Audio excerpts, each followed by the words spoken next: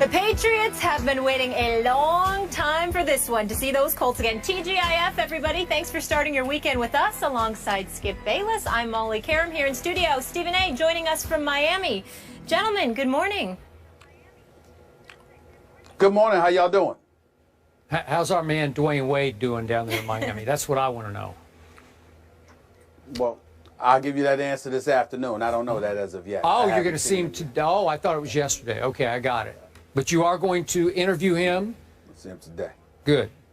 All right. Yes, I am. Onward and upward. All right, we got a lot to get into, fellas. Let's work. Let's it roll. is a rematch of the AFC Championship game, also known as the Deflategate game, where the Patriots beat the Colts 45-7. The Pats are now 4-0, including playoffs against the Colts since Andrew Luck entered the NFL in 2012. Colts owner Jim Irsay says he expects Luck to play on Sunday. Now, according to odds makers, New England opened as a 6.5-point favorite, and that line has gone up to 10 points. Stephen A., what are you expecting on Sunday night? Well, I expect, something close to a blowout. Maybe not a complete blowout. I think the New England Patriots ultimately will pull away, and I think they're going to win this game by a score along the lines of 37-21, maybe 37-23. But I think they're going to put up a bunch of points. I think they're going to go at the Indianapolis Colts. I think we're going to see Brady's A game. I think the Indianapolis Colts will definitely try to respond, but I don't think they're going to be nearly as effective. I think retribution kicks in here. There's no doubt in my mind. They can downplay it all they want to, but Tom Brady is not going to just let this shove aside. This is not just another game to him, and certainly it's not about targeting the Indianapolis Colts from the perspective of, I'm quite sure they didn't mean to target Tom Brady per se. They were just pointing out something that they believed to be unfair when it came to Bill Belichick and the New England Patriots. But nevertheless, the residue effect of it all was an off season in which Tom Brady, the reigning defending Super Bowl champion quarterback, a four-time Super Bowl champion, a future first ballot Hall of Famer, has spent the entire offseason as a Super Bowl champion having to talk about deflated footballs. Barely anybody has been really focused on the fact that this guy is walking around as the champion. Instead, he's walking around as the guy who was suspended for 4 games by Roger Goodell in the National Football League, ultimately appealed that suspension, got it essentially overturned by a federal judge. That's the Tom Brady that we've been talking about for far too long, since that game in February, as opposed to the reigning defending Super Bowl champion that he is. I think that has annoyed him.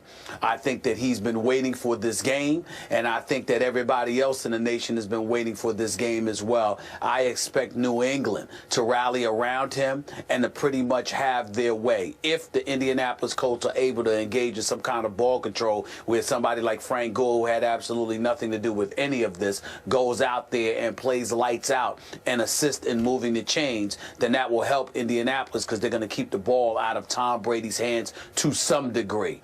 But it won't be something that can happen throughout the game. I think Tom Brady touches the football just as much as he needs to, and I think New England pulls away somewhere along the lines, like I said, 37-21 or 37-23. But it'll be by at least 14 points. Either 21 or 23. That's interesting. So you think the Colts might have a little better game than you think they might actually get from 21 up to 23? Okay. Yeah, maybe. Right, maybe. Give or take 2 points, but that's about it. They're losing by at least 14 points. Okay. The case you're making is for stronger than 14 points. So I must tell you, I'm very surprised by your score. You're making a 48-14 kind of case for Tom Brady and company for all the reasons we all know. Is that fair to say? No, I don't look at it that way, because I think about a guy like a Frank Gore. You know, if he's able to run the football effectively, then you're going to get your hands on the ball only but so much. Okay. That's what I'm thinking. He'll be able to chew up some of the clock, so Patriots won't have the ball as much. All right, look, everything about this game screams revenge blowout. Everything about it. I can make no case for the Colts right now. Stephen A., you talked about Tom Brady bringing his A-plus game, or his A game. It's going to be A-plus. And I'm told by people close to him, he is out of his mind for this game. Like this is it for him. This is Super Bowl-esque for Tom Brady, because clearly he wants to take it out. He wants to deflate the Indianapolis Colts just the way he's tried to deflate every team on this schedule. And you know and I know, if the Patriots quickly get the upper hand, there will be no taking foot off gas in this game. If they can score 60, they will try to score 60. And by the way, I want to make this clear to everybody. I hope they score 60. I want to see 60-0. That would make me happy. Happier than maybe even a Cowboy victory. That would make 60-0. That's what I want to see when we get back in here on Monday morning. I want to talk about 60-0. But I don't think I'm going to be talking about 60-0. This is the classic syndrome, I mentioned this earlier this week, of everybody says. I have heard nobody make any case for the home team. This isn't in Foxborough now. This is the home team that, I remind you, just 1 year ago on Sunday night, or approximately 1 year ago, was a 3.5-point favorite over the same New England Patriots. 3.5-point favorite, and all of a sudden it's, what are we up to now, 10? 10. Okay, now they're 10-point underdogs. So we've had a 13.5-point swing, and yet the Colts went for the throat in the offseason. They broke their golden rule, and they went for older players. They signed an Andre Johnson, and you mentioned a Frank Gore, who, by the way, at Houston the other night started to sort of get it. They started to fit in, feel like they're in rhythm of the offense, and they both had big contributions in the victory over the Texans, albeit with Matt Hasselbeck at quarterback instead of Andrew Luck. But, Stephen A., what a great spot this is for Andrew Luckless, who's been absolutely luckless against Tom Brady. He's lost 4 games to Tom Brady by an average score of 48-17. Are you kidding me? The Andrew Luck, first ballot Hall of Famer, has lost 4 times by an average score, blowout score of 48-17. So all of a sudden, he's got a bum shoulder. They say it's not as bad as we thought. It's not, in need of surgery. I don't even know if he's going to play or not. But if he does, this will be the first game he'll play in his pro career with little to no expectation. Every game, obviously, Andrew Luck has been expected to do a whole lot because he was the first pick in the draft. We get all that. But all of a sudden, nobody will expect anything of an Andrew Luck coming off an injury, missing a couple of games. And I would expect him to do pretty well. I'm with you. I would expect them to be handing off a lot to a Frank Gore who could control the clock a little bit. Would I be shocked if Frank Gore, they've gone 39 straight games, have the Colts without a 100-yard rusher. Would I be shocked if Frank Gore broke that streak? No, I wouldn't be shocked at all. Andrew Luck, he's a talented kid. T.Y. Hilton's a little nicked up. He's been limited in practice, but could Kobe Fleener suddenly get back involved against a New England defense that I consider pretty good but not great? Sure he could.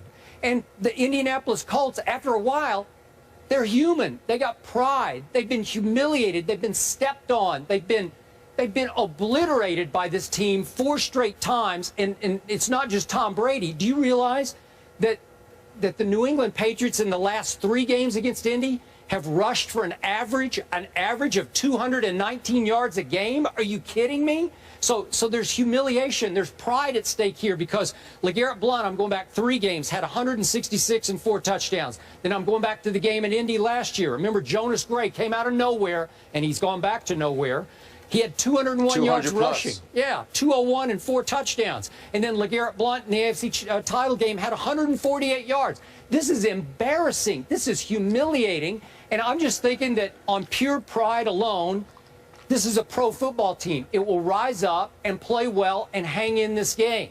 Again, I love the Patriots, but we haven't even talked about it all week on this show because nobody really cares outside of Patriot Nation.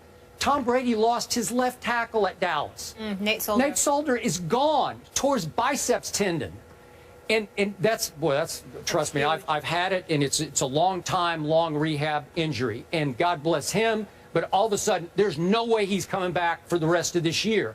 So Marcus Cannon is their kind of do-it-all sub-lineman who's under a pretty good contract, actually, and he did a nice job in the second half at Dallas. But really, he's your left tackle going into a kind of a grudge match game against a team that has become your playoff rival, even though they haven't stood up to their end of the battle. But my point is, that's a big loss for the Patriots. So I could see them having a little bit of a hard time in this game. You've got 37-21.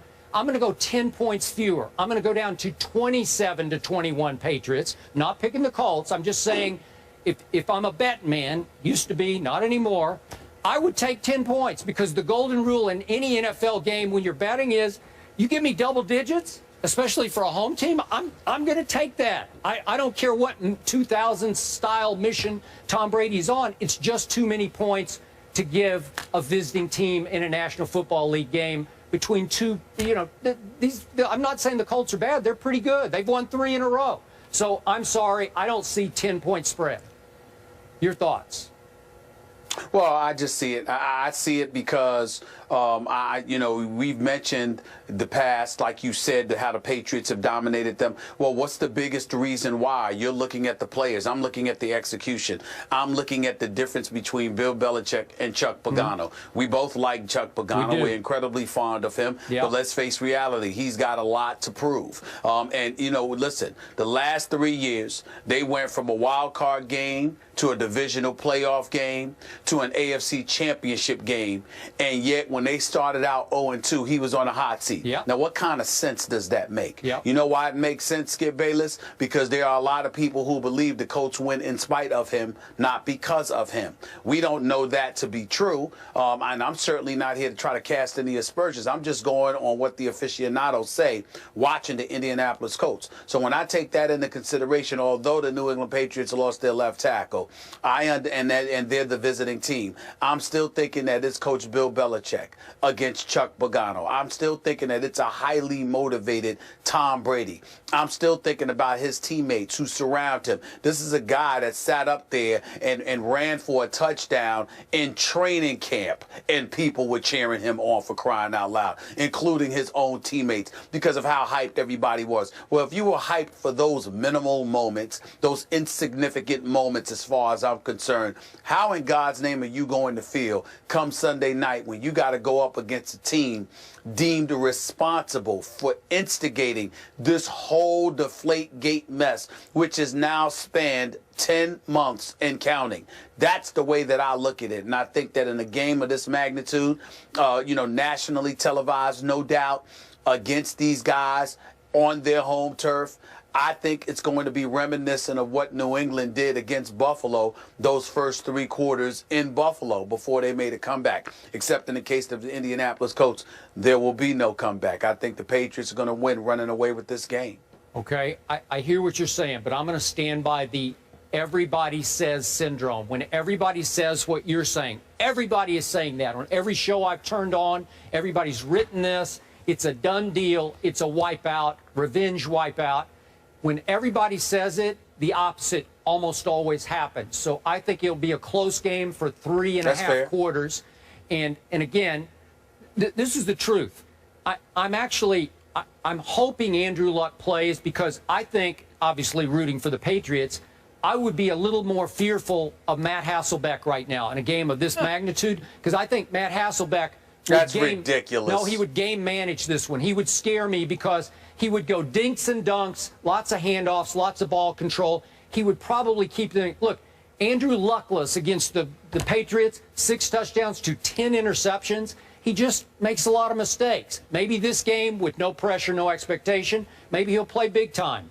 But to me, I would fear Hasselbeck right now, because he's won 2 straight games over an Andrew Luck, who's, by the way, of qualifying quarterbacks, in my favorite stat, QBR, he's dead last right now. That's how bad his year has been to date. Well, I got you. Okay, we'll find out. Yes, all eyes will certainly be on Tom Brady. As you mentioned, Nate Solder will not be there, the left tackle. Dion Lewis was limited in practice with an abdominal injury. He's been a bright spot so far in that Pats offense. And he was on the Colts for about a week last year before they picked him up. So he's sort of going back to his old team. So speaking of